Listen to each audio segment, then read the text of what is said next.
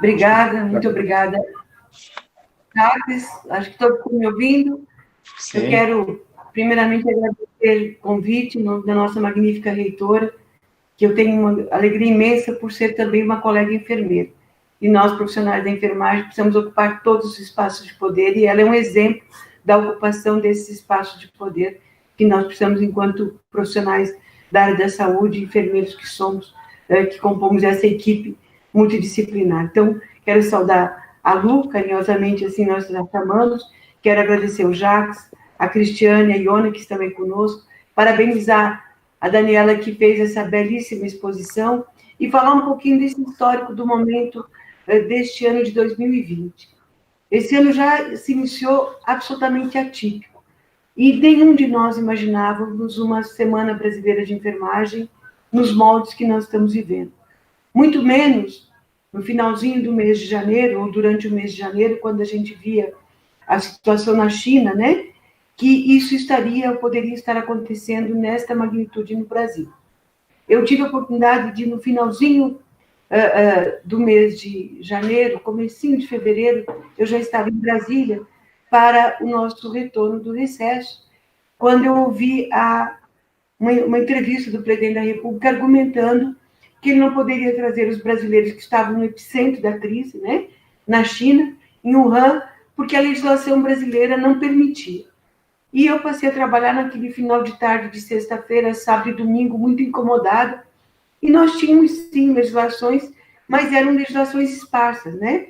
Legislações que não davam a segurança necessária, então, porque elas estavam no Código Civil, estavam em resoluções, em portarias, mas não tinham um instrumento jurídico robusto que permitisse, então, e que desenhasse o que a gente tem um pouquinho hoje.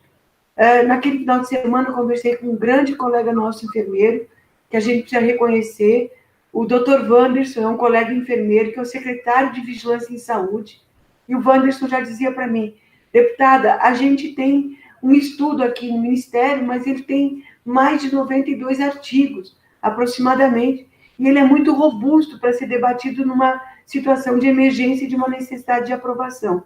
Bom, enfim, na terça-feira esse texto chegou na Câmara, ele chegou às 13 horas, nós conseguimos votá-lo até às 22 horas, eu tive a oportunidade de ter sido a relatora do PL, que aqui chegou, o PL 23, hoje, a conhecida Lei 13.979, que é a lei que instituiu no Brasil a emergência sanitária internacional do Covid-19.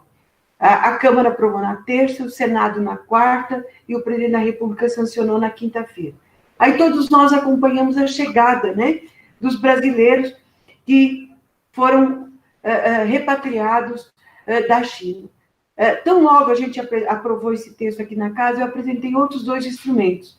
Eu apresentei um requerimento de uma comissão geral, que era para a gente discutir esse tema na casa, que aí passa a ser no plenário principal, e apresentei uma propositura de uma comissão externa de acompanhamento das ações desta pandemia. E pouquíssimos compreenderam o que nós estávamos fazendo naquele momento. Só dois requerimentos foram apresentados nesse sentido. Um meu, de minha autoria, e outro de autoria do nobre deputado Dr. Luizinho, que é hoje o nosso presidente da comissão externa. Por que de tudo isso? Porque nós já tínhamos uma preocupação grande de como as coisas poderiam se desenrolar no Brasil, a partir, inclusive, da chegada, né, dos brasileiros que estavam fora. E todos nós ficamos muito felizes, eles chegaram, não tivemos nenhuma complicação, fizeram seus 14 dias de quarentena, a equipe que foi buscar, composta também por colegas enfermeiros maravilhosos, que fizeram toda a rotina de atendimento desses brasileiros, e começamos o debate intenso aqui na Câmara, com várias vezes a presença do então ministro Mandetta. Quando nós realizamos a nossa comissão geral no dia 11 de março, gente, foi uma luta, porque o plenário estava ocupado com uma sessão do Congresso, que é quando reúne os senadores e senadoras com os deputados e deputadas para deliberar, em especial, os vetos presidenciais e os PLNs.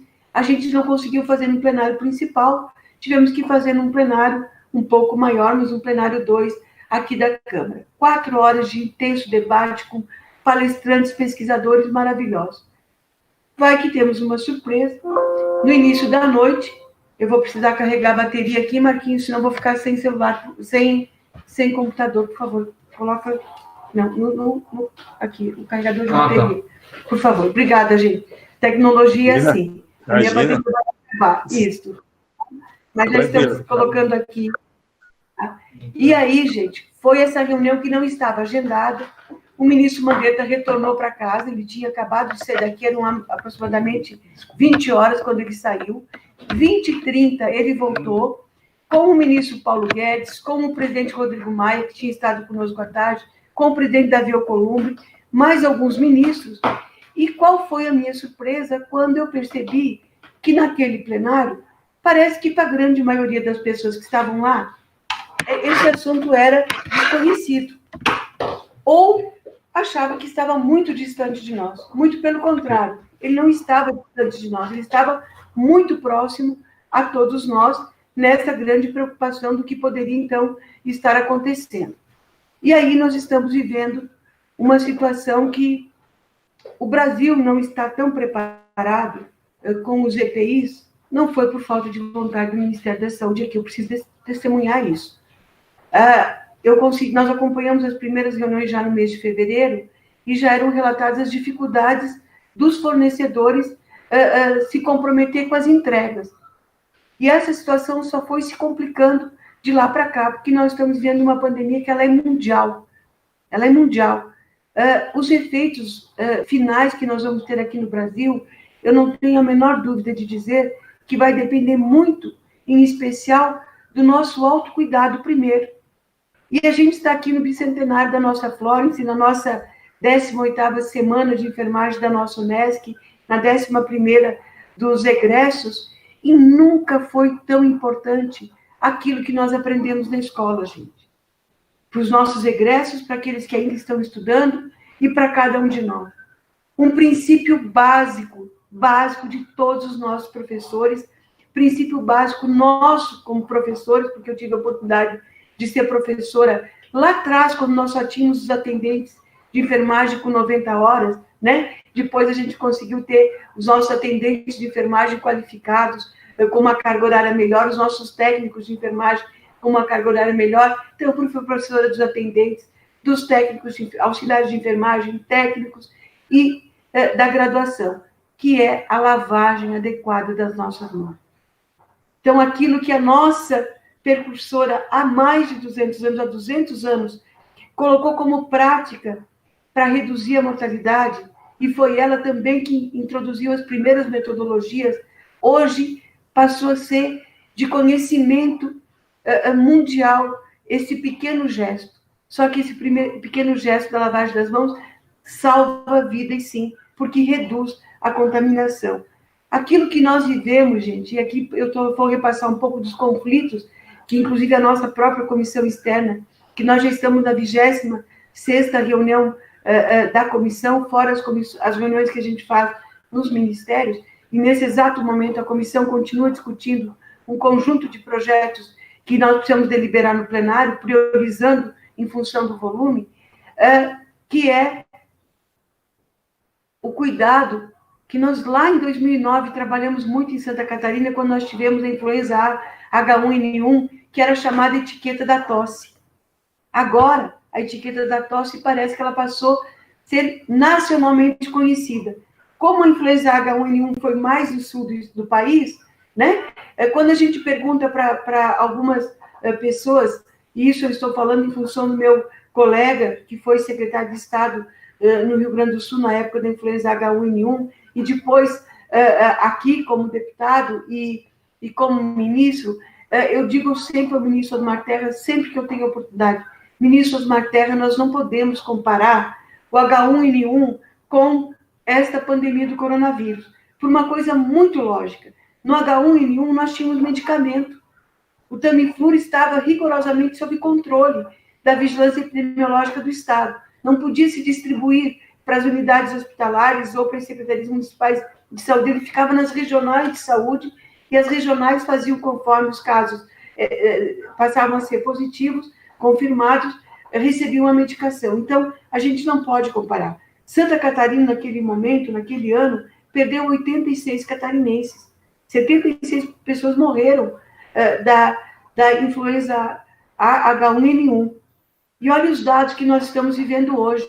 Eu não me lembro, e aqui quero pedir desculpas, e também não fui pesquisar, se naquele momento nós perdemos algum colega profissional da área da saúde, perto dos dados que a gente tem hoje. Então, primeiro, a gente tem que tirar algumas ideias que estão na cabeça das pessoas com relação a este comparativo da influenza H1N1 com esta pandemia que o mundo está vivendo e que nós também aqui estamos vivendo. Então, as grandes dificuldades que todos nós estamos enfrentando estão na falta de EPIs, que agora minimizou essa falta, mas a qualidade desses EPIs ainda é muito duvidosa, que pode estar levando a um aumento exponencial da contaminação dos nossos trabalhadores da saúde, pode ser a qualidade. Eu já vi aventais de TNT, tecido não tecido, de gramatura muito baixa, você ergue ele assim, ele não protege, ele não isola nem pequenas gotículas de água, então, mangas muito curtas, ele é muito curto, então, a qualidade das nossas máscaras, dos aventais, dos equipamentos de proteção precisam ser asseguradas, e nós estamos aqui com o nosso Conselho de Enfermagem de Enfermagem de Santa Catarina, nosso COREM, absolutamente preocupado com isso. Eu registro isso porque eu tenho falado com a Helga quase que diariamente, durante algumas semanas, então o nosso contato é muito próximo, e ela ontem teve a oportunidade de estar aqui conosco virtualmente, numa sessão da Câmara Federal, da nossa comissão externa, discutindo, e era para ser mais uma sessão de homenagem, inclusive, aos trabalhadores da área da saúde. Mas como foi decretado o luto oficial de 3 dias, em função dos mais de 10 mil óbitos que aconteceram no último sábado, registrados no último sábado, a gente transformou mais numa reunião técnica mesmo, de valorização dos profissionais da enfermagem. Então, nós tivemos junto com a Helga, o nosso presidente nacional, o Manuel Neri, e um conjunto, e o Wanderson, para mostrar que a enfermagem pode estar em várias posições também. Então, reafirmo, precisamos ocupar todos os espaços de poder, desde a reitoria até o parlamento, gente. Nós somos muito poucos ainda na representação das câmaras de vereadores. Eu já disse isso em outras oportunidades, inclusive na nossa Unesc, nas semanas de enfermagem, quero aqui reforçar, porque não sabemos o que vai acontecendo com o processo eleitoral de 2020. Eu tenho muitas dúvidas e acredito que ele só deverá acontecer se nós passarmos por essa pandemia de uma forma mais amena do que nós estamos aí preocupados, e o desejo de todos nós é que a gente passe por essa pandemia de uma forma mais amena, mas não é o que está se desenhando. E a partir daí eu quero trazer algumas informações nacionais que estão me preocupando muito, focada agora nos profissionais da enfermagem, né? Olha só, gente, no dado oficial que estava na página do nosso COREM, na segunda-feira, nós estávamos com 88 óbitos entre enfermeiros, técnicos e auxiliares. Quando nós fomos fazer a nossa reunião ontem de manhã, o nosso presidente Manuel Neri trouxe 100 óbitos dos trabalhadores da enfermagem. Quando eu fui participar à noite, isso era às 10 da manhã, tá? Quando eu fui participar à noite de uma videoconferência também do nosso Conselho Federal de Enfermagem, com um conjunto de parlamentares, o nosso presidente já trazia 108 óbitos. E aqui eu quero deixar uma reflexão e um questionamento. É por falta de EPIs? Ou está agregado à falta de EPIs a sobrecarga dos trabalhadores da enfermagem? Por quê, gente? Muitos de nós, e eu já vivi isso, tá? Eu hoje estou no parlamento, mas eu também já fui enfermeira de 2 unidades hospitalares. Eu já saí de um hospital, com um pequeno intervalo, eu chegava no outro hospital, então eu era diretora administrativa, diretora de enfermagem no Hospital Nacional dos Prazeres, passei no concurso do Estado, era supervisora noturna no Hospital Geral de Maternidade Teresa Ramos, numa jornada de trabalho que era 12/36, ou seja, uma noite sim, com uma folga só, né? Uma noite sim e outra não. Então, a sobrecarga pode ser um dos fatores que estão levando os nossos trabalhadores da enfermagem a óbito neste momento, ou ao adoecimento. Por quê? também na página, na segunda-feira, nós tínhamos 10 mil trabalhadores da enfermagem afastados no país. Hoje, os dados já são de 14 mil trabalhadores afastados da linha de frente. Perder esta força de trabalho significa perder um coletivo de homens e mulheres com expertise, quer seja lá na unidade básica de saúde, que ele precisa ser protegido, nós vamos recomendar isso, a máscara de proteção, a máscara cirúrgica tem que estar disponível lá na unidade básica de saúde, porque o paciente que vai por uma intercorrência cardíaca, por qualquer problema de saúde, ou um familiar que vai buscar uma informação, ele pode estar portando o vírus e ser sadio. Então, nós precisamos também proteger e não perder essa linha de raciocínio que todos os trabalhadores da saúde precisam estar protegidos em função do contato direto que eles têm, independente de estarem atendendo casos já confirmados ou com suspeita. Então, eu tenho essa preocupação do estresse. A Daniela trouxe uma coisa que eu já vivenciei, gente, por isso que eu quero me reportar aquele dia 11 de março à noite, quando chegaram as informações da comitiva do presidente da República, já anunciando casos positivos, todas as pessoas também olhavam para nós como possíveis transmissores. Já olhavam para nós como, opa, vocês estavam lá na sessão do Congresso, vocês estavam lá na reunião com pessoas que tinham viajado. Então, eu vivi isso, eu imagino o que deve estar vivendo as pessoas, os trabalhadores da área da saúde, quando retornam para os seus domicílios. E isso nós temos que cuidar, porque isso atinge diretamente a saúde mental deles. Porque eles estão saindo de casa, indo salvar vidas no dia a dia. Esses profissionais não podem se dar ao luxo de ficar, ou seja, eu vou ficar em casa, eles precisam ir para a linha de frente. Muitos estão indo, inclusive do grupo de risco, muitos acima de 60 anos para não deixar furo nas escalas, muitos com comorbidades para garantir a continuidade, então se expondo duplamente. Então nós temos que protegê-los, proteger com todos os equipamentos, proteger a saúde mental e discutir um pouquinho essa questão da sobrecarga de trabalho. Por quê? Porque os nossos vencimentos, eu só estou deputada, gente, eu vou me aposentar como enfermeira do Estado. E se você não fizer hora plantão, que a gente discute muito, mas nós já temos em Santa Catarina as 30 horas. É verdade, nós conseguimos implantar as 30 horas na Secretaria de Estado da Saúde, eu tive a oportunidade de trabalhar isso. Mas quantos fazem 60 horas P para melhorar o vencimento, minha gente? 60 horas plantão significam mais 15 horas semanais. A jornada não é de 30. Para 90% desses trabalhadores, a jornada chega a ser de 45 horas semanais. E ainda duplos vínculos, para poder ter um vencimento maior, para poder dar para a sua família uma condição de vida melhor. Essa é a realidade de mais de 95%, 98% dos trabalhadores da enfermagem. Então, da saúde como um todo, mas da enfermagem a gente tem os dados, inclusive, de uma pesquisa que o nosso Conselho Federal de Enfermagem fez, mostrando os vencimentos país afora. Então, a gente precisa cuidar muito e ter um foco muito grande neste momento com relação a isso, que me preocupa muito. E aí, a gente se pergunta, como nós vamos sair desta pandemia? Primeiro, gente, que eu digo que nós vamos sair homens e mulheres muito melhores do que nós entramos nesse processo. Que nós não sabemos ainda quantas pessoas serão atingidas. Nós, no sul do país, estamos numa situação que eu diria assim, mais confortável. Mas os relatos que aqui a gente escuta da situação do Amazonas, de Manaus, do Pará, do Rio de Janeiro, dá para a gente imaginar, no Rio de Janeiro, 1.000 pessoas aguardando numa fila de espera? Dessas, mais de 300 aguardando um leito de UTI. As pessoas vão morrer sem conseguir acessar a UTI.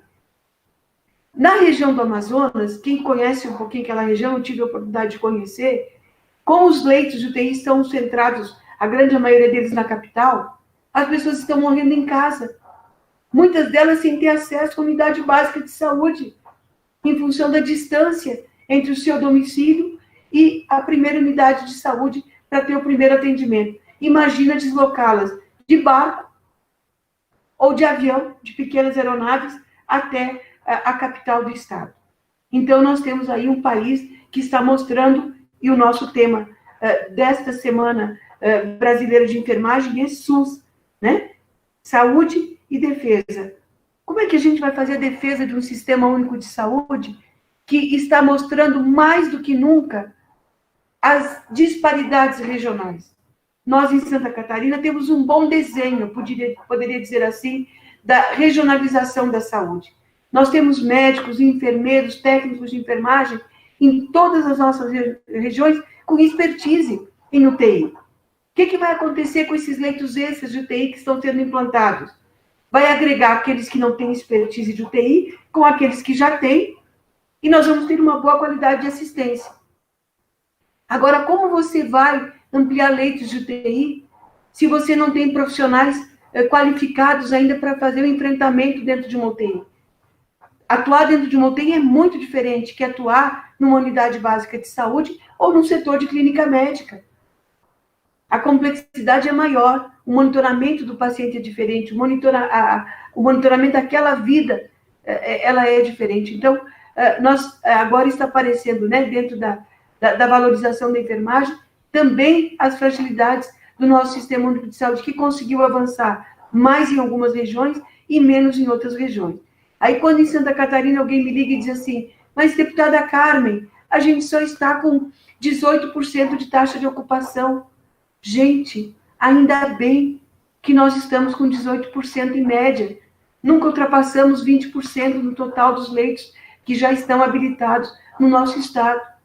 Tomara a Deus que o sul do país, que ainda vamos entrar no inverno, por isso que nós estamos tratando de um inimigo invisível, nós não conhecemos qual será o comportamento dele no nosso país, nas mais variadas regiões, nós temos alguns desenhos já mostrando, mas tudo que nós não podemos, não queremos e não devemos permitir é que em Santa Catarina, porque a gente está tendo tempo para isso, a gente não tem acesso a um leito de enfermaria para acolher um paciente com sinais e sintomas menos complexos, que não precisam de UTI, mas que precisam de um internamento hospitalar, e que os pacientes não tenham acesso a uma unidade de terapia intensiva, porque a gente não tem esses leitos preparados. Então, a gente está tendo esta sorte no sul do país de podermos ter mais alguns dias para nos preparar, e tomara que a gente nunca ultrapassasse até o mês de agosto, setembro, que é mais ou menos o desenho até agosto, a capacidade instalada do nosso estado de Santa Catarina. Então, a gente precisa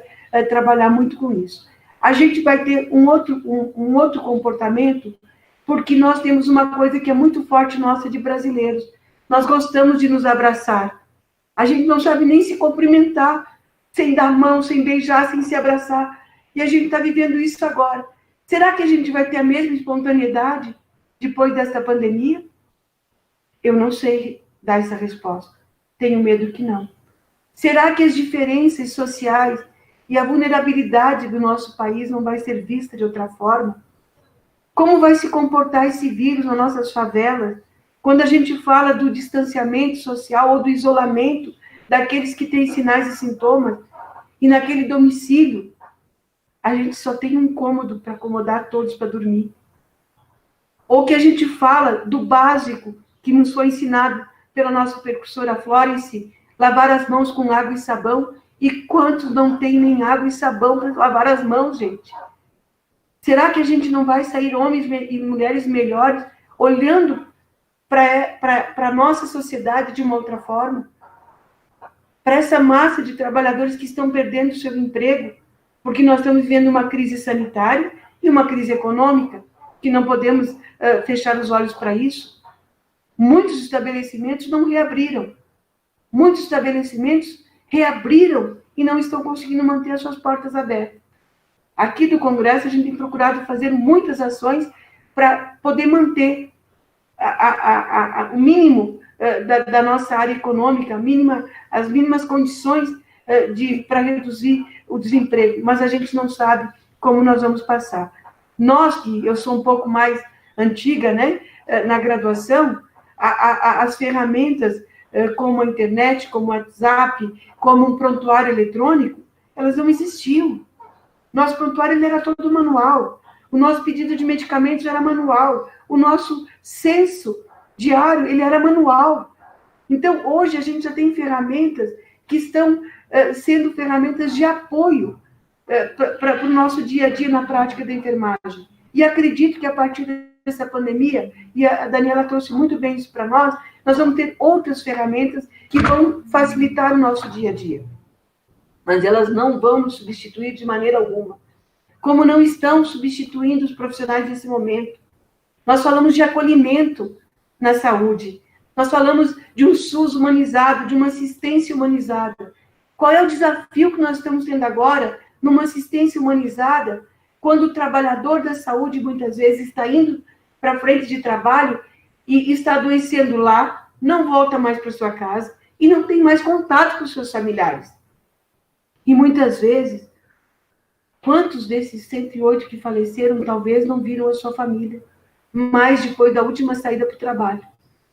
E os nossos pacientes, gente, que é a nossa razão de existir, eles não têm o seu acompanhante. E nós estamos falando de homens e mulheres, muitos deles com mais de 60 anos, que têm a proteção legal de ter o acompanhante.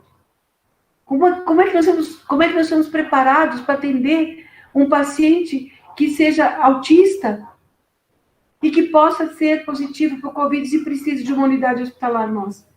Este vai precisar, sim, ter o acompanhamento de um familiar. Então, a gente também tem que, dentro da unidade hospitalar, nós vamos ter que ter a coragem de quebrar as barreiras e dizer, não é todas as pessoas vão ter um acompanhante. Todos os pacientes com Covid positivo não terão acompanhantes. Nós temos que olhar diferente para aquele que tem uma deficiência física, uma deficiência mental, que é uma deficiência intelectual. Então, a gente vai precisar também discutir isso dentro das nossas unidades como profissionais da saúde. E esse papel é muito nosso da enfermagem, junto com a psicologia do hospital, junto com a assistência social da nossa unidade hospitalar. Então, nós precisamos sair, homens e mulheres, no mínimo, melhores, gente. Porque, senão, o legado desta pandemia será um legado de muita tristeza, um legado de sofrimento, e não é o que a gente precisa. Eu disse aqui numa entrevista, e tem até um vídeo meu que mostra isso, os profissionais da saúde precisam muito mais do que aplausos. O aplauso, neste momento, é a energia para eles continuar tendo coragem de sair de casa e ir para frente de trabalho. A invisibilidade dos trabalhadores da saúde, ela precisa se manter após o término da pandemia com visibilidade. Com visibilidade. Porque a enfermagem e os trabalhadores da saúde não estão sendo importantes só nesse momento. Historicamente, eles já foram importantes. Mas agora, como é uma situação mundial e nacional, nós passamos a ter, os profissionais da saúde passaram a ter mais visibilidade. E eu coloco isso porque quando passar a pandemia, a gente vai precisar discutir outras matérias, que é o subfinanciamento da saúde. Não dá para a gente falar em defesa do SUS, que é um dos nossos temas, se nós não falarmos na melhoria do financiamento da saúde. Olha quantos municípios estão colocando. Tem municípios de Santa Catarina colocando 37%, que o seu dever era 15% na saúde. Os estados, que o seu dever era 12%, estão colocando, em média, 14%. A média nacional dos municípios está em 24,5%. A média nacional dos estados está em 14%. E esse recurso ainda é insuficiente. Então, aquilo que eu dizia lá atrás, quando a gente estava discutindo a PEC do teto, eu continuo reafirmando. Nós não podemos gastar mais do que arrecadamos. O governo não poderia gastar mais do que arrecada. Só que antes da gente ter uma emenda que limita os gastos na área da saúde, nós precisávamos ter uma correção mais significativa dos valores para o Sistema Único de Saúde. Porque é por falta de recursos que nós temos fila de espera. Desde um exame de raio-x até, muitas vezes, um tratamento de uma quimioterapia ou uma radioterapia, em função da limitação orçamentária que a gente tem na área da saúde. Então, nós precisamos, pós este momento, reforçar uma tese que eu tenho sempre comigo. O item orçamentário da saúde é um item de despesa, mas nós estamos investindo na vida das pessoas. A diferença entre o investimento, propriamente dito, é que a gente não inaugura um tratamento de câncer, uma cirurgia de hérnia, uma cirurgia de catarata. A gente não inaugura. A gente inaugura uma ponte, a construção do posto de saúde, os equipamentos da UTI. Mas quantas vidas nós poderíamos estar inaugurando por dia, por terem sido recuperadas e salvas por esse coletivo de homens e mulheres todos os dias? Então, a gente precisa, sim, discutir.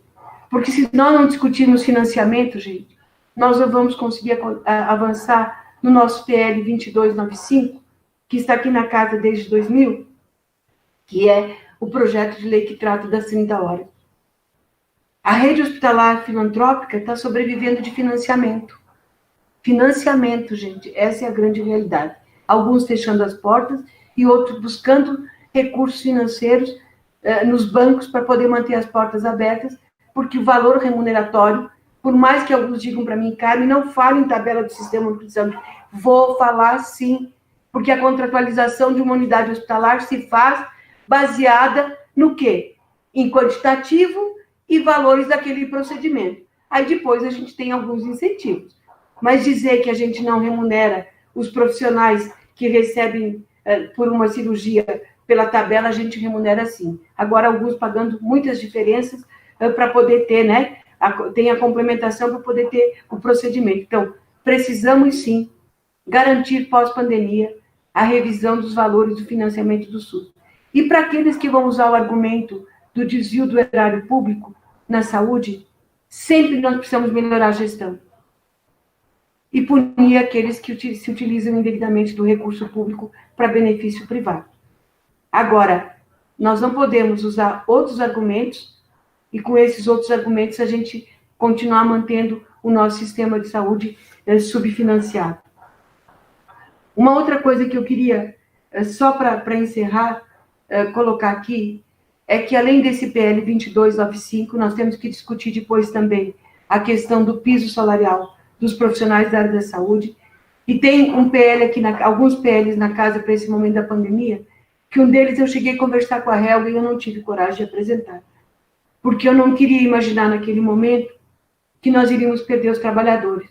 Quando a Helga me contou que o COFEM iria comprar equipamentos de proteção individual, máscaras, luvas aventais, eu disse, Helga, isso é dever do poder público.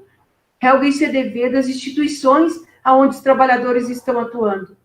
Por que não reservar esse R$1 milhão para, se porventura a gente tiver óbitos, a gente poder dar uma indenização para os trabalhadores, a família daqueles que foram a óbito, como um auxílio para minimizar os efeitos da força de trabalho daquela casa, né? Quantos pais e mães de família dos nossos colegas que estão indo a óbito, que eram um arrimo de família, que eram um alicerce, que eram aqueles que colocavam a comida dentro de casa, a roupa dentro de casa. Então, eu tinha pensado nesse sentido, mas agora também a gente já tem aqui na casa que deverá ser aprovado o PL do deputado Hugo, que trata desse assunto, que é uma forma de indenização para os trabalhadores que ficarem com sequelas ou que, porventura, venham a óbito para os seus dependentes, os seus familiares. Então, a gente precisa também tramitar isso. Eu vou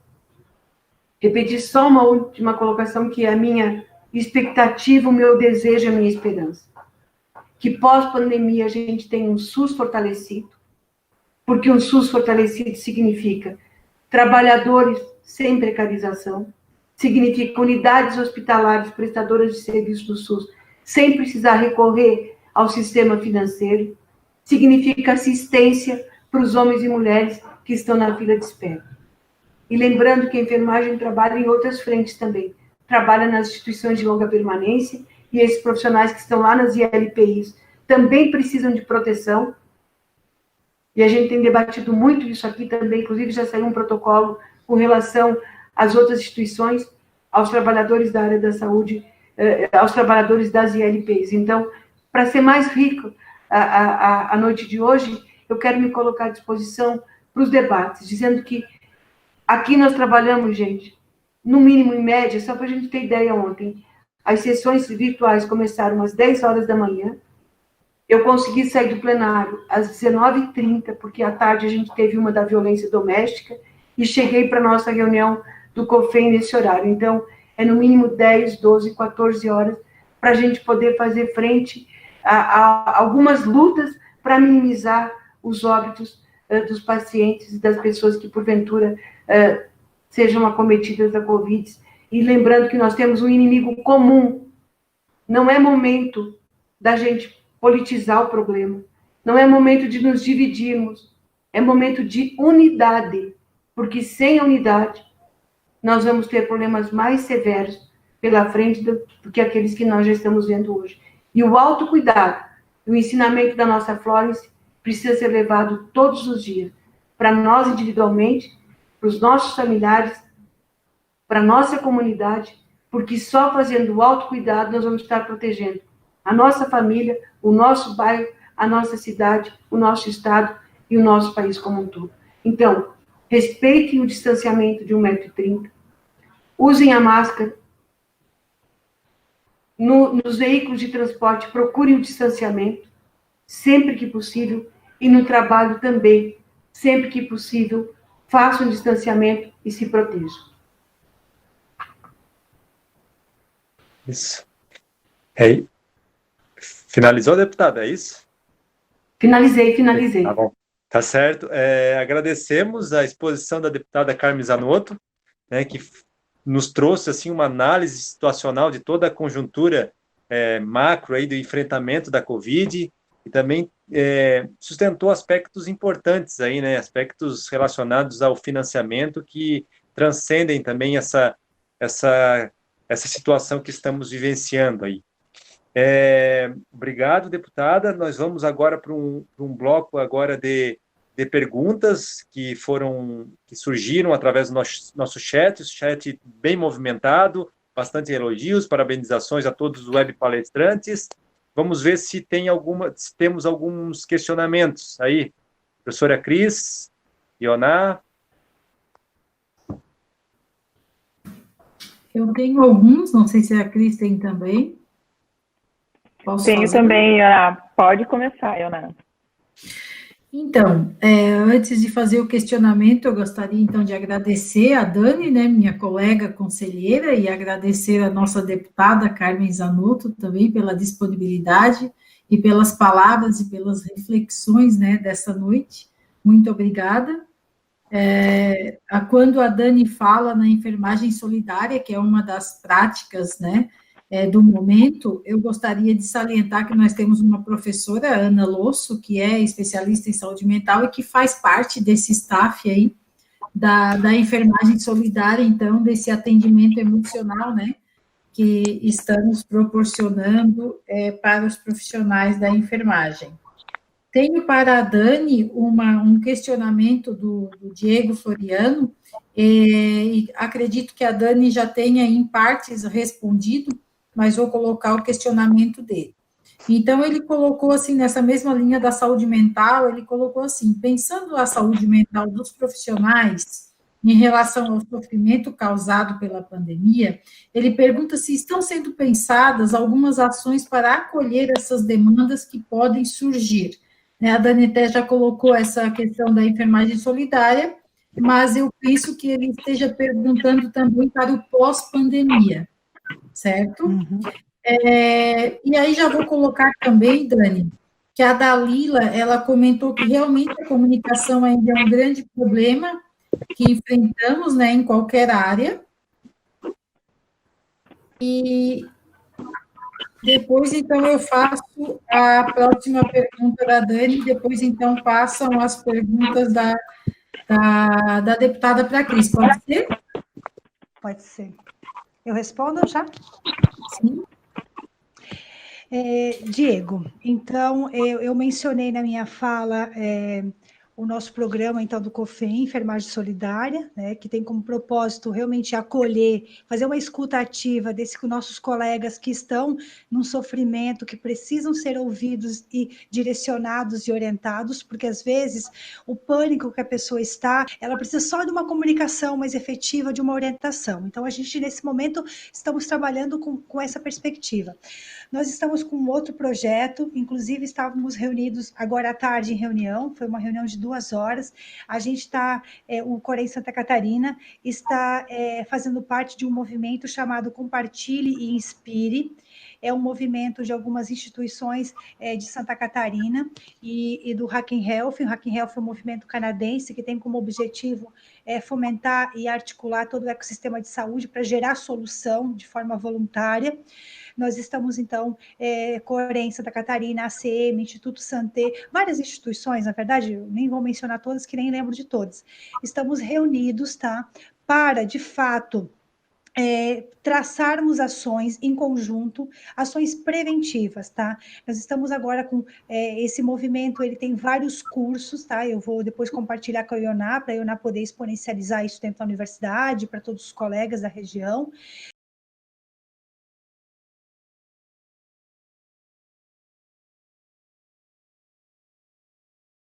São cursos que preparam, observem, que eles tenham esse olhar, observem, que eles tenham esse olhar de como que o colega não está, quando o colega não está legal, que o colega está em sofrimento, quando o colega não está legal, que o colega está em sofrimento, que ele está precisando de ajuda, para já direcionar para o serviço de atendimento psicológico ou até acolhê-lo de uma outra forma. Então, esse movimento é um movimento que tem como propósito engajar os líderes dentro dos serviços e prepará-los, capacitá-los para que eles tenham esse olhar para as possíveis condições de sofrimento, para evitar que esse profissional de saúde não chegue numa condição mais avançada de saúde mental, tendo que se afastar. Então, nós já estamos olhando isso de uma forma preventiva. Então, tem a plataforma do Conselho de Enfermagem, que já é para um caso realmente que a pessoa está precisando de um aconselhamento maior, e nós estamos nesse movimento criando essa frente, tá? Agora, à tarde, nós pactuamos com todas as instituições parceiras que na segunda-feira a gente vai trabalhar num macro projeto onde nós vamos sensibilizar. Nós gostaríamos, na verdade, de chamar todos os RTs do Serviço de Saúde, são mais de 1.600 hoje em Santa Catarina. A gente sabe que é impossível colocá-los todos no mesmo momento, num cenário de conversa, mas a gente vai pactuar rapidamente uma ação em que nós podemos chamar para conversar os RTs para poder exponencializar esse projeto. Então, estamos sim para isso com uma perspectiva de preventiva, tá? Principalmente para a gente não deixar com que esse trabalhador adoeça, tá? E também, na verdade, na sexta-feira passada, a presidente Helga protocolou na ALESC, na Assembleia Legislativa de Santa Catarina, um projeto de lei para a insalubridade dos 40%, que nós também acreditamos que isso colabora para o fortalecimento das práticas seguras dentro do trabalho. Inclusive, hoje, no início da manhã, a Helga foi chamada pelos deputados, por alguns deputados, Sareta estava comandando a reunião, justamente para debater essas questões. Então, essas são as principais ações desse momento, tanto no cunho preventivo, realmente no acolhimento daquilo que está precisando e para o futuro. Não sei se responde o Diego, mas enfim, basicamente isso. Sim, muito obrigada, Dani. Gostaria de dizer para a Dani e para a Carmen também, que tem vários elogios e parabenizações no nosso chat. A Giovana Leandro, ela coloca, Dani, se você tem conhecimento, né, se nessas idas aos hospitais, percebeu como que a enfermagem está se organizando para atender os pacientes que não são suspeitos, né, ou que não são positivos para o Covid-19.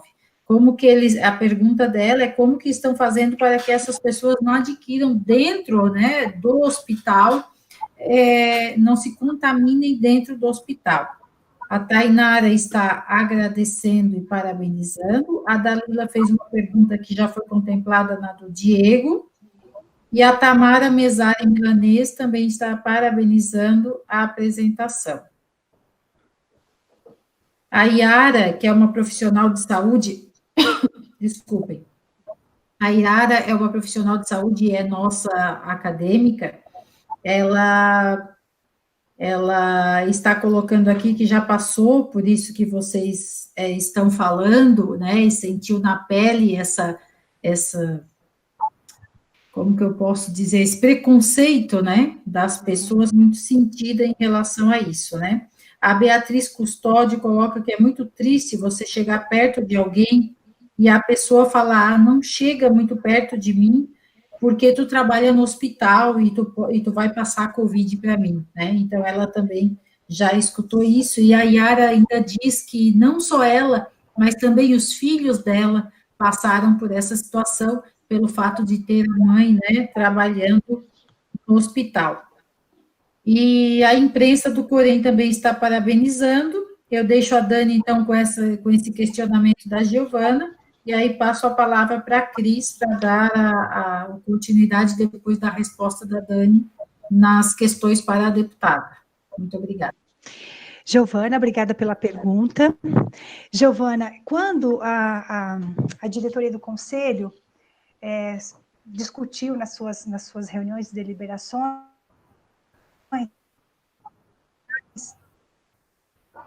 que a gente sempre presencia uma vez por semana, tomando todas as medidas preventivas, e todos os dias, de hora em hora, a gente está conversando e tomando deliberações, fazendo deliberações. Nós temos dentro do Conselho de Enfermagem, nós temos uma comissão de crise, ela já foi instaurada já no dia do decreto, a hora que o decreto de Santa Catarina entrou em vigor, a presidente Helga já destinou uma comissão de crise, a gente tem debatido muito isso. E no meio dessas conversas todas, a presidente trouxe em pauta a possibilidade e a importância da gente ir para dentro dos serviços. E a gente começou a fazer isso em loco, já nos primeiros 10 dias que tudo começou, a gente foi. Então, nós visitamos agora inicialmente 16 hospitais aqui na Grande Florianópolis, num raio de bate e volta, porque também a gente não conseguia ficar nas cidades, porque estava tudo fechado. E a gente estava, na hora que a gente saía do conselho para ir para os serviços, era sempre talvez uma angústia, uma preocupação do que a gente vai encontrar, porque a gente estava recebendo muitas denúncias, entende? Muitas denúncias, e denúncias porque muitas delas é porque a comunicação não estava sendo efetiva dentro do serviço. Quando nós chegamos no serviço, em todos esses 16, tá?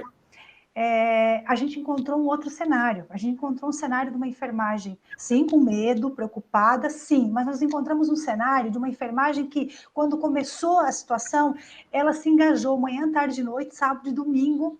Eles se organizaram, as pessoas estavam trabalhando, lutando para organizar, para transformar setores do hospital, para fazer 2 entradas, uma ala Covid, outra ala não Covid, com fluxos novos, com processos novos. Então, eu posso dizer para você, assim, unanimemente, em todos os hospitais que nós fomos, a enfermagem, as equipes como um todo, estou falando da enfermagem aqui, mas a enfermagem trabalha com uma equipe multiprofissional, mas assim, o engajamento e as coisas estavam muito encaminhadas, tá? Assim, nós tínhamos serviços que estavam ofertando capacitação de EPIs em todos os turnos, os enfermeiros estavam vindo fora do seu plantão, sábado e domingo, para capacitar todos os profissionais dos diferentes turnos. Então, a gente encontrou os serviços muito bem encaminhados e organizados. Claro que, por trás disso, nós não poderíamos deixar de levar em consideração aquela denúncia, aquele chamado que nós recebemos. Vou falar para vocês que os primeiros 30 dias, tá, eles foram, assim, muito exaustivos para a gente. Nós recebíamos demanda manhã, tarde e noite, tá? Tem algumas conversas, assim, a Helga falou assim, olha, tem dias que a gente começava a responder mensagem 7 horas da manhã e até 1 da noite, porque a gente fazia questão de responder todas as mensagens, todos os WhatsApps. O que era necessário encaminhar a fiscalização, e fiscalização ia, fazia o primeiro contato, depois ia, e nós respondíamos todas as pessoas. Então, as coisas o que nós encontramos, o cenário que nós encontramos foi um cenário, a gente saía, assim, aliviada e acreditando que a enfermagem sim está preparada. Precisamos sim nos capacitar, sim, porque é uma nova condição.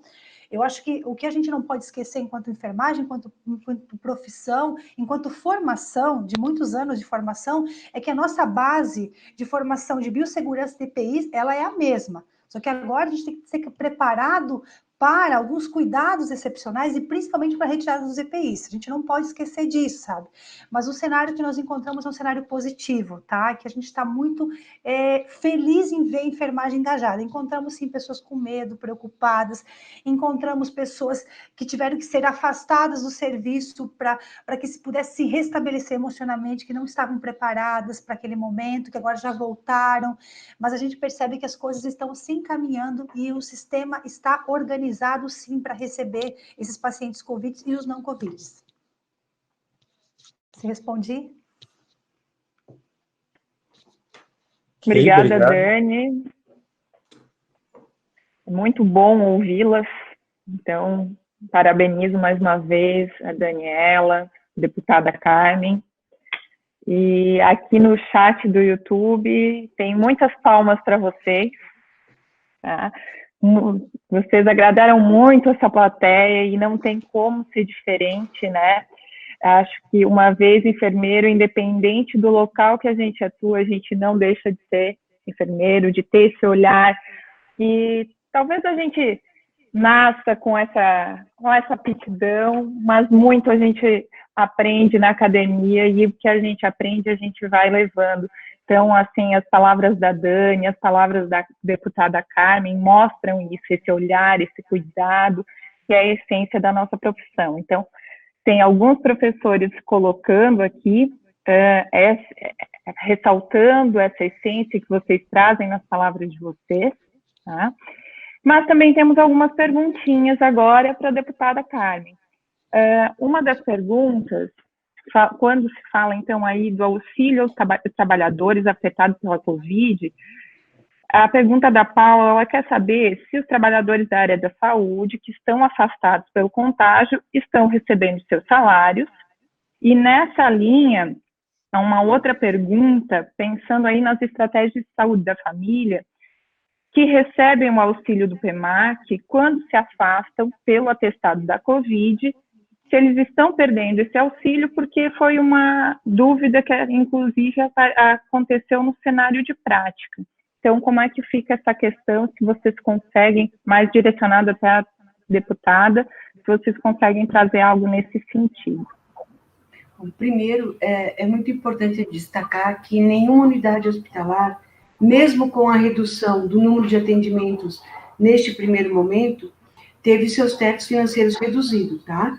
A gente conseguiu aqui na casa, uma iniciativa do deputado Pedro, que eu tive a participação com uma emenda, garantir o teto da média e alta complexidade, e a gente incluiu, através de uma emenda minha, a questão do FAEC, ou seja, aquilo que também era repassado. Então, as secretarias municipais de saúde estão recebendo o seu teto financeiro, independente dos hospitais que estão sob sua gestão estadual, municipal, estarem com os leitos ocupados ou não. Então, os tetos foram mantidos. Então, não justifica, se os tetos todos foram mantidos, todos os recursos da atenção básica também estão sendo mantidos.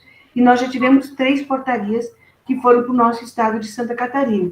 Uma de 14 milhões de reais, que ficou para o Estado, Secretaria de Estado da Saúde, uma de 20 milhões de reais, que foram pactuados com o conjunto dos municípios do nosso estado, e uma terceira portaria que deu 133 milhões de reais entre o estado e os municípios, como uma ajuda inicial para o enfrentamento da pandemia. É claro que todas as unidades hospitalares estão tendo mais despesa em função do aumento do consumo dos EPIs e também da inflação desses EPIs, né, gente? A gente precisa discutir isso. Uma máscara cirúrgica que a gente comprava por alguns centavos, chegaram a oferecer a 5, 6 reais para poder disponibilizar. Quer dizer, então, a gente teve um problemão com relação à pouca oferta, automaticamente a despesa disso é muito alta, mas os recursos estão indo. Então, tanto o incentivo do PEMAC deve ser mantido, porque não houve redução de repasses,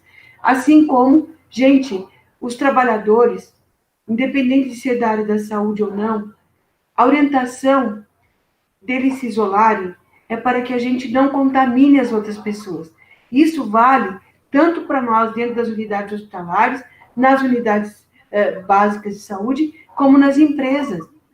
Se nós mantivermos uma pessoa com sinais e sintomas, ou uma pessoa que tenha tido contato dentro da sua família, dentro da nossa instituição, nós estamos correndo o risco de ampliarmos a contaminação. Por que a gente discute o isolamento social, que tem muitas divergências? É claro que no nosso Brasil, o Brasil é muito grande, é um país continental. O comportamento do vírus poderá ser diferente nas mais variadas regiões.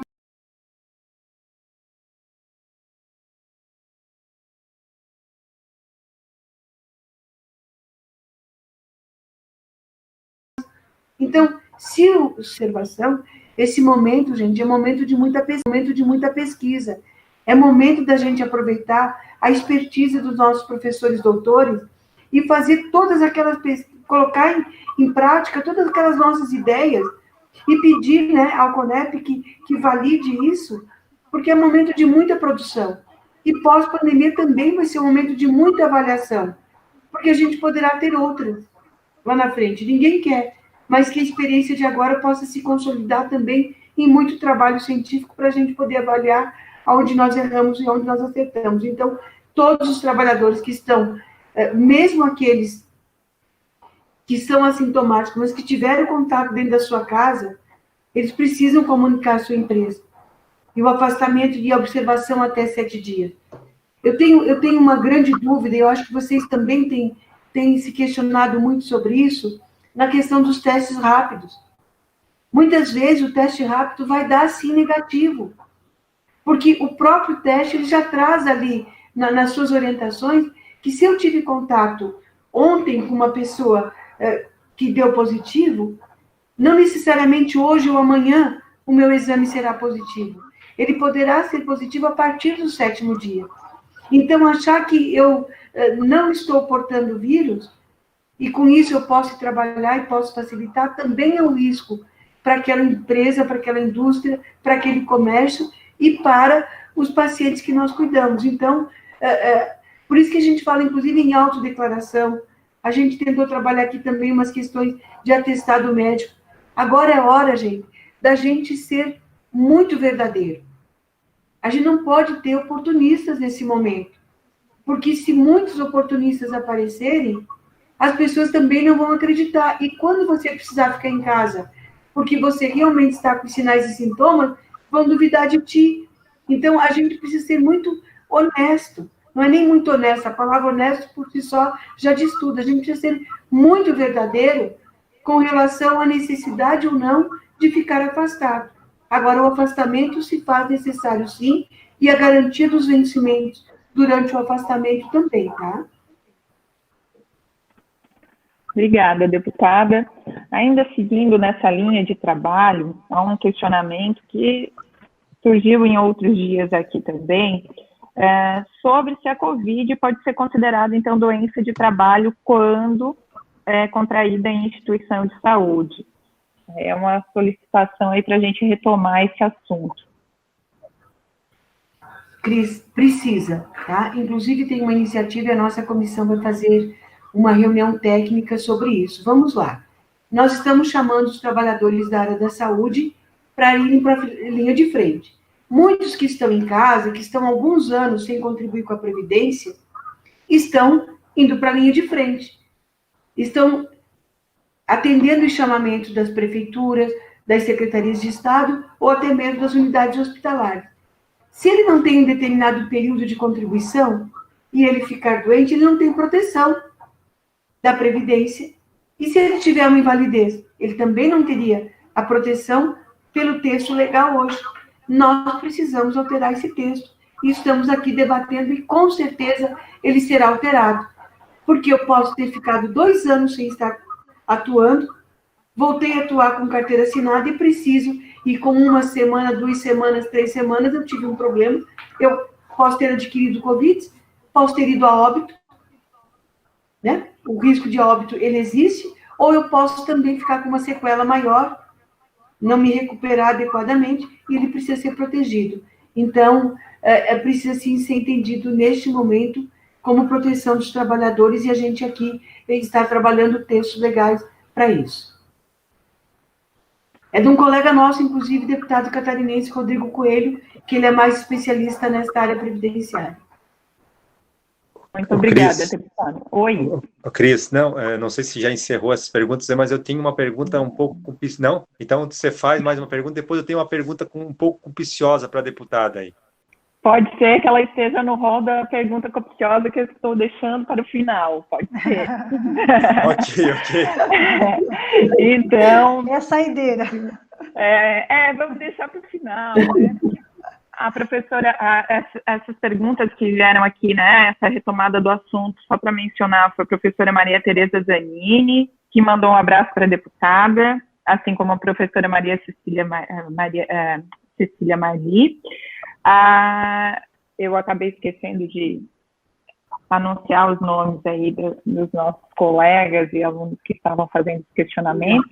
A professora Fran Gava também, ela só remete um pouquinho aqui à questão do PEMAC, pois tem a gestão municipal, né? Então é interessante que isso seja consultado, então, no nível de gestão municipal, porque cada gestão organizou esse repasse, então é algo mais local e que pode ser consultado.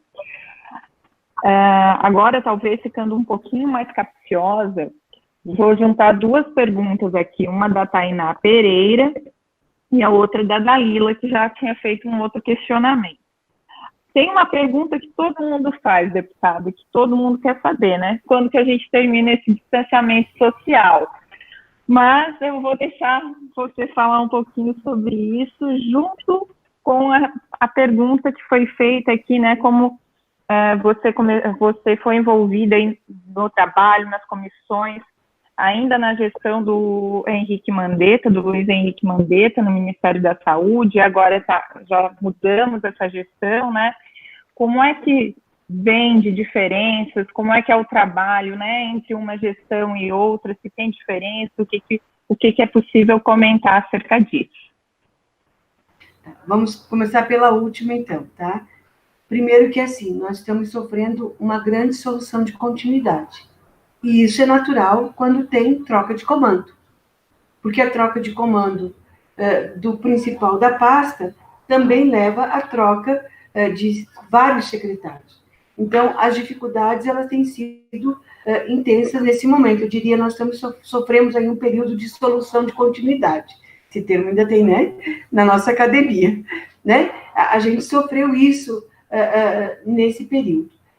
O ministro Mandetta, ele vinha acompanhando o processo desde o mês de janeiro, eles já estavam acompanhando, inclusive, a vigilância em saúde, gente, que é uma das coisas do SUS que é muito forte e poucos reconhecem o SUS na sua magnitude, né?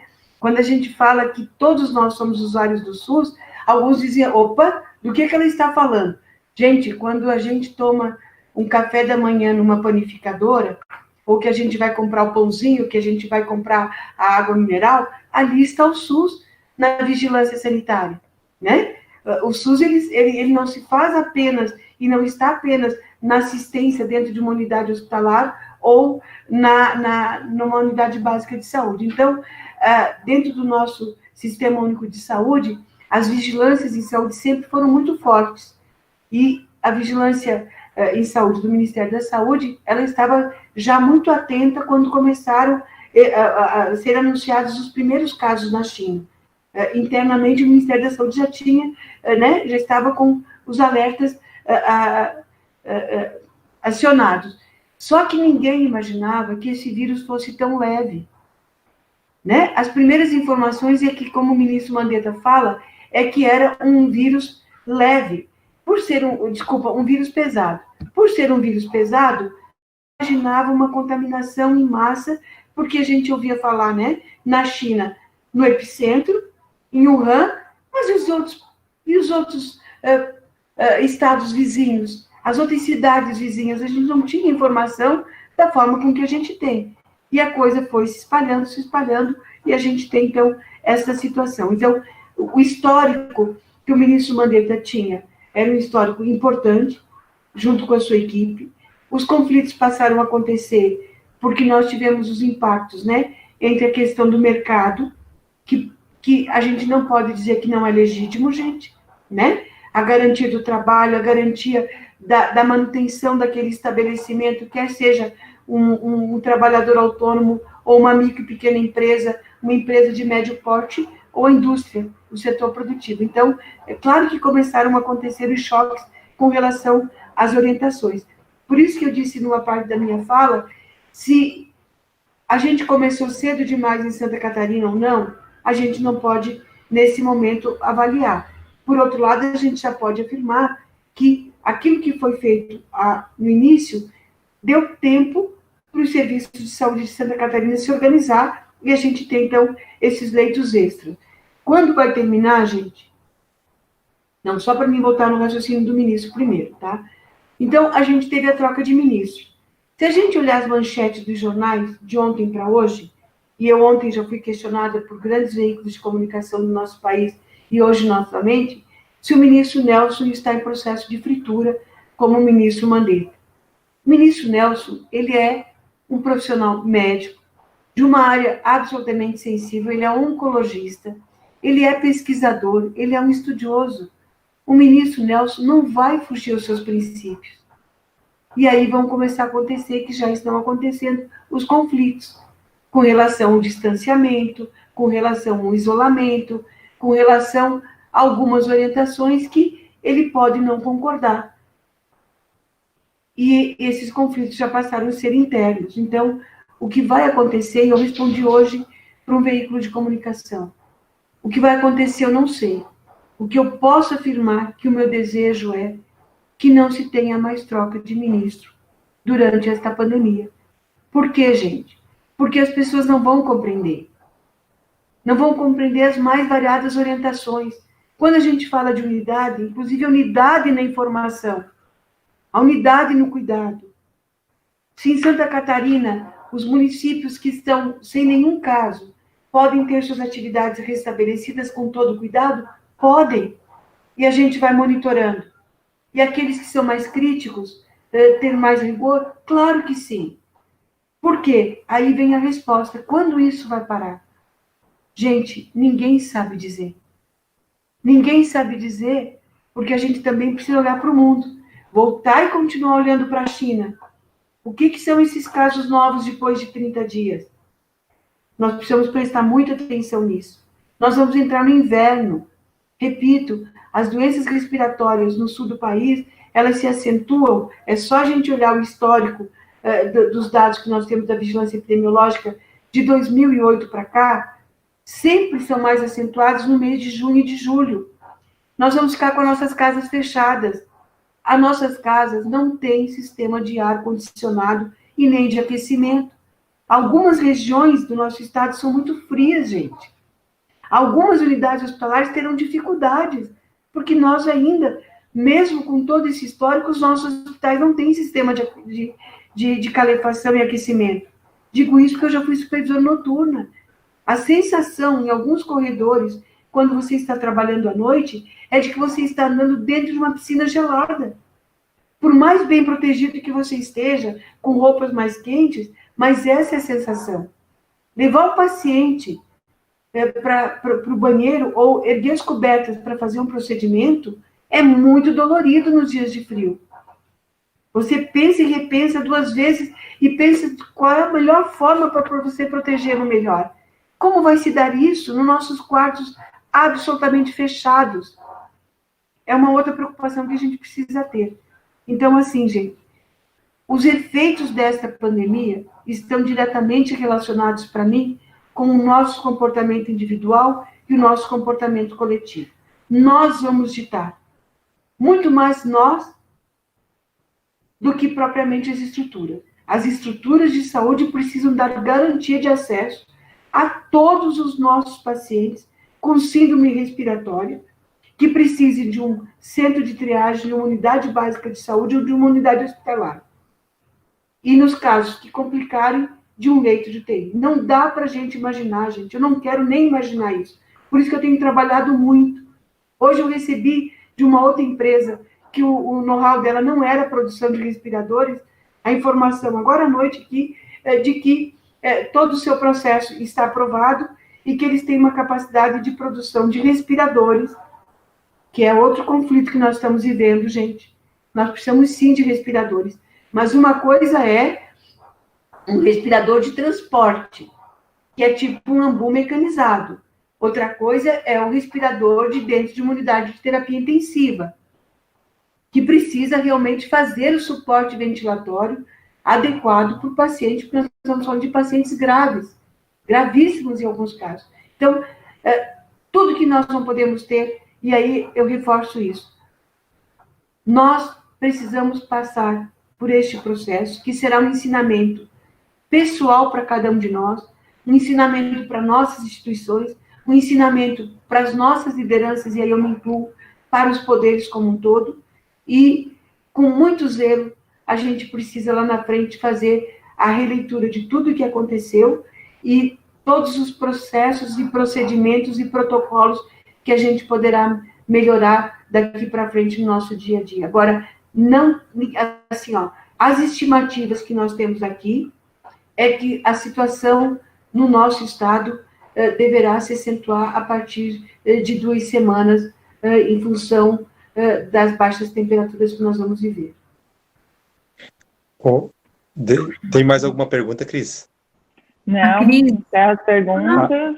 Ioná? Quer dizer que a Cris estava congelada, que para mim ela estava congelada, por isso que eu estava preocupada. Não, aqui não temos mais nenhuma pergunta, mas eu gostaria de dizer que a Marli, a nossa colega, a Cecília Marli, Carmen, está dizendo que trabalhou com você no hospital Nossa Senhora dos Prazeres, né? Em Lages. Exato. E ela está te mandando um abraço. A professora Maria Salete Salvaro também. A professora Fabiane Ferraz. Obrigada. Eu comecei como professora noturna, gente. Oi? Eu me formei na FEALC em Concordia. Eu me graduei no final de semana. No sexta e sábado foram as nossas formaturas, as solenidades. Na segunda-feira eu já estava em Lages e eu fui a primeira supervisora noturna do Hospital Nossa Senhora dos Prazeres. Então, eu iniciei minha vida como supervisora noturna. Obrigada, grande abraço, gente. E eu passei por vários setores. Então, quando a gente fala aqui do cuidado, eu já trabalhei dentro do setor de doenças infecto-contagiosas, como também já trabalhei dentro de UTIs. E a gente sabe o conflito que é quando a gente precisa pedir um respirador emprestado, que a gente pede emprestado numa outra unidade, mas que o nosso paciente ainda não está em risco. Eu não consigo imaginar a cabeça e como vai estar a cabeça das equipes dentro das unidades hospitalares se tiverem que escolher entre quem vai ficar com o respirador e quem vai sair do respirador. Complicado. E aí vem o nosso grande trabalho da saúde mental do nosso pessoal, gente. Isso não pode acontecer. É isso.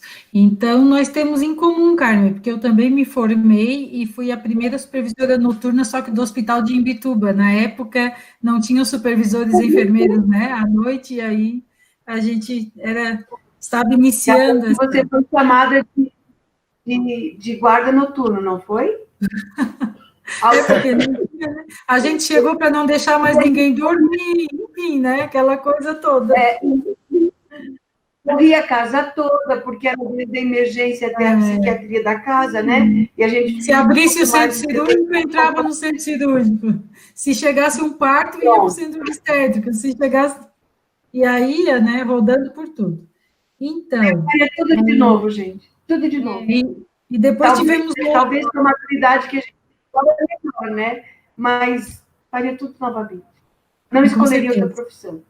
Isso, e na implantação do PSF também, né? Enquanto tu estavas lá em Lages, nós estávamos implantando... Já que você agora está congelado.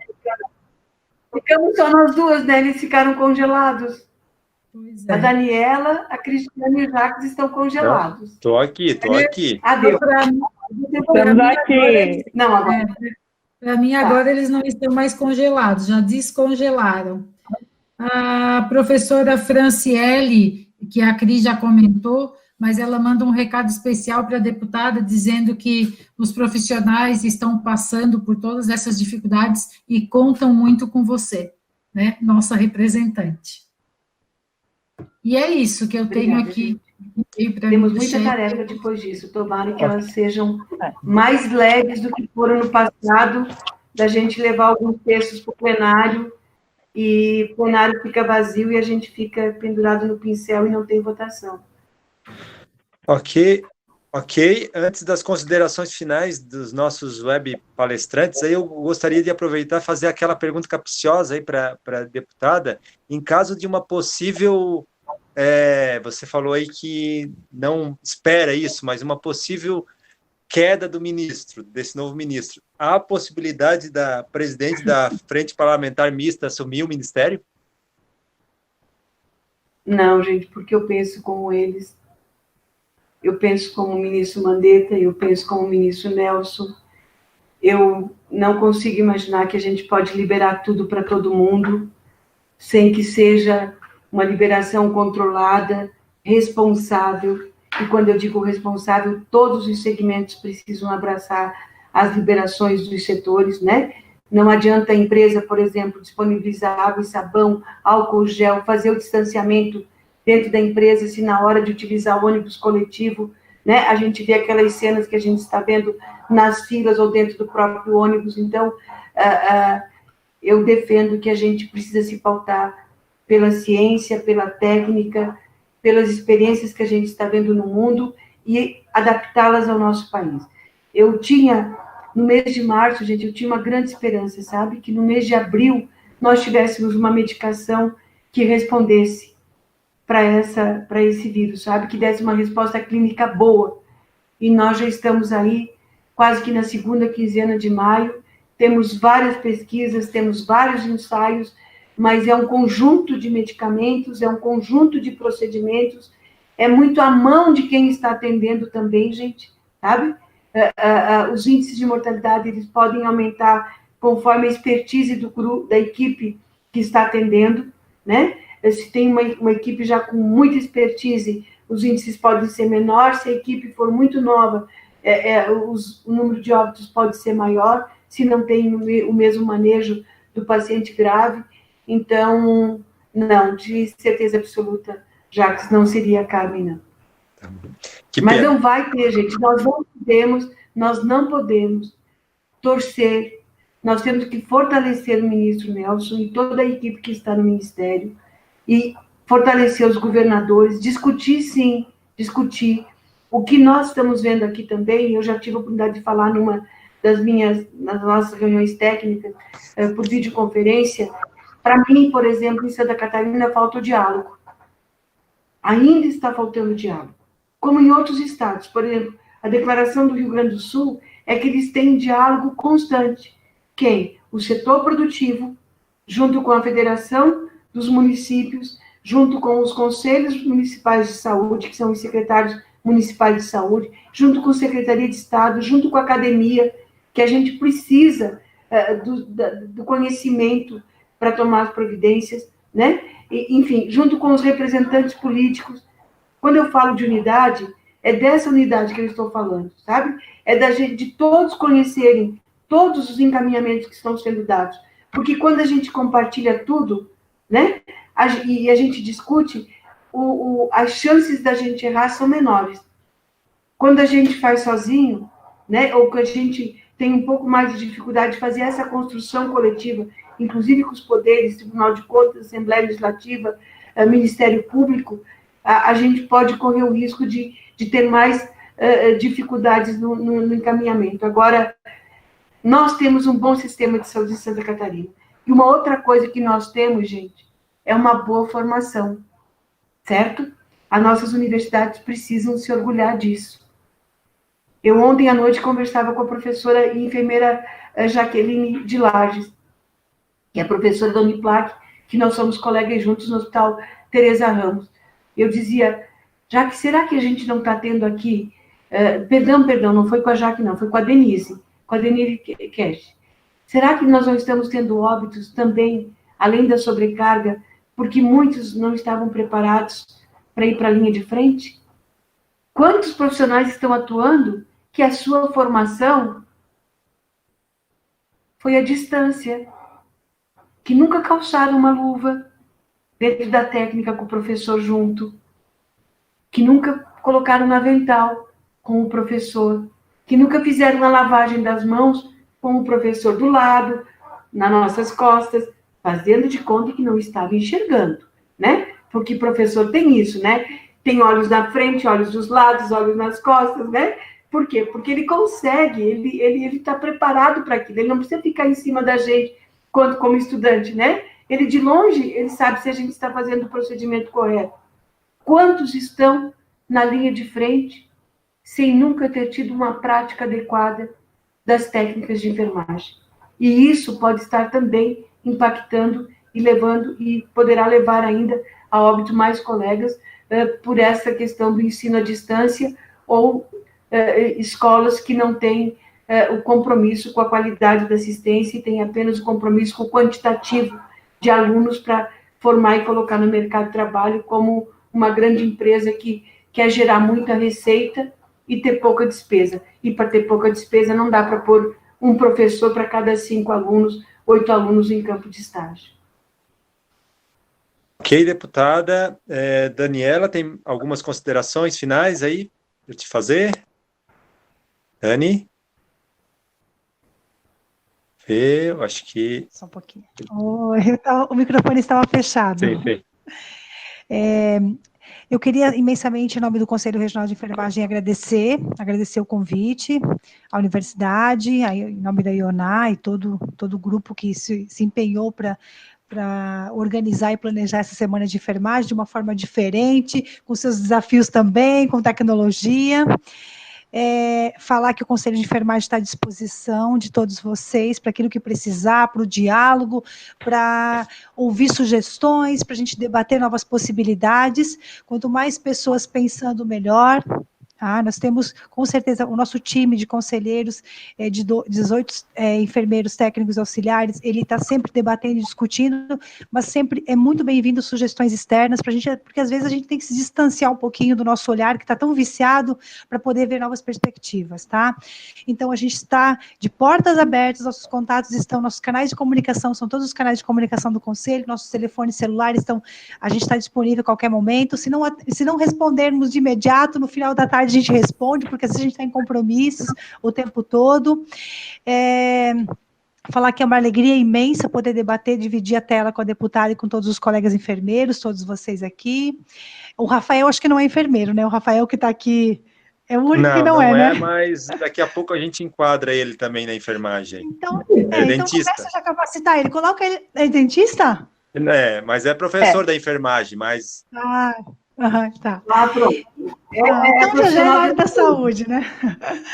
E seriamente isso, espero que a gente tenha contribuído para as reflexões, espero que o nosso público que está nos assistindo tenha gostado da nossa fala, que possa levar uma reflexão diferente para o seu dia a dia, na vida pessoal, na vida profissional, que eu achei isso que é a principal mensagem. Não somos donos da verdade, somos, como diz a deputada, estamos de passagem nos cargos que nós estamos, representando nossas instituições, nossas entidades, e eu espero que a gente tenha realmente colaborado, sensibilizado esse público para algo diferente, para o engajamento de algumas questões que talvez não estavam olhando, para pensar fora da caixinha, para se dedicar mais ao trabalho voluntário para algumas questões, que dentro da enfermagem, obviamente, todos nós precisamos trabalhar, temos contas a pagar, isso é indiscutível, mas olhar o lado social da profissão, o que nós podemos fazer paralelo, o que nós podemos nos dedicar, que não precisa de dinheiro, é o nosso tempo, é o nosso engajamento, que eu acho que dessa forma, juntos somos mais fortes, nós podemos fazer toda a diferença e sairemos, como diz a deputada, muito melhores do que entramos, não tenha dúvida, tá? Eu acho que uma das questões é nós aqui, com ferramenta tecnológica e webconferência, indo e voltando, só que eu tenho até feito uma lista, gente, de quantas ferramentas novas eu tenho que estudar, para interagir com novas pessoas, para fazer novas reuniões, para poder fazer novos projetos. Então, só aqui eu já começo dizendo assim, eu já estou saindo melhor do que eu entrei, na verdade. E agradecer a todos vocês pelo momento de estarmos juntos, tá? Obrigada, gratidão, tá? Ok, Dani, com a sua fala eu encaminho para o desfecho, agradecendo a todos que participaram do chat, os professores, alunos, agradecendo também o staff aqui desse encontro, dessa... Sim, deputado. Só para agradecer e desejar, sim, a todos os colegas enfermeiros, técnicos e auxiliares, mesmo com todas as dificuldades, uma excelente semana de enfermagem e que, com muita fé, com muita esperança, a gente vai conseguir passar sim. Ela vai terminar, a gente tem certeza absoluta, ela vai, daqui 30 dias, 45, 60, ela vai minimizar essa situação e por isso que a gente precisa renovar as esperanças, tá? Porque a gente também não pode só viver de tristeza e dos dados que estão sendo informados todos os dias com relação ao número de óbitos que nós estamos tendo no país. Então, muito obrigada. Contem comigo, inclusive, se entenderem que a gente precisa implementar a legislação e o nosso Corém tem muito esse olhar também, algumas falhas que a gente precisa corrigir na legislação para proteger os trabalhadores da saúde e proteger os nossos pacientes, eu estou à disposição, tá? Ok, deputada. Carmen é sempre uma parceira nossa, amiga, sempre na parceria das lutas que a enfermagem assumiu ao longo dos anos aí, e tem sido sempre um nosso contato lá também, lá em Brasília. Obrigado, deputada. Com a sua fala, eu novamente agradeço aí a todos que participaram do chat, professores, alunos, pessoas externas. Agradeço ao staff principal aqui desse encontro dessa noite, né, a professora Ioná, o Rafael lá no suporte técnico, a professora Cris, né, todos aqui. Oi. Só queria, Jacques, antes de terminar, eu gostaria de registrar aqui que a gente tem a presença, inclusive, de pais de nossos alunos assistindo. Olha que legal. Legal. Legal. Professor, parabéns. Legal. E por fim, agradecer mais uma vez, né, a deputada Carmen, a Daniela, por gentilmente participarem dessa 18ª semana acadêmica de enfermagem aqui da Unesc.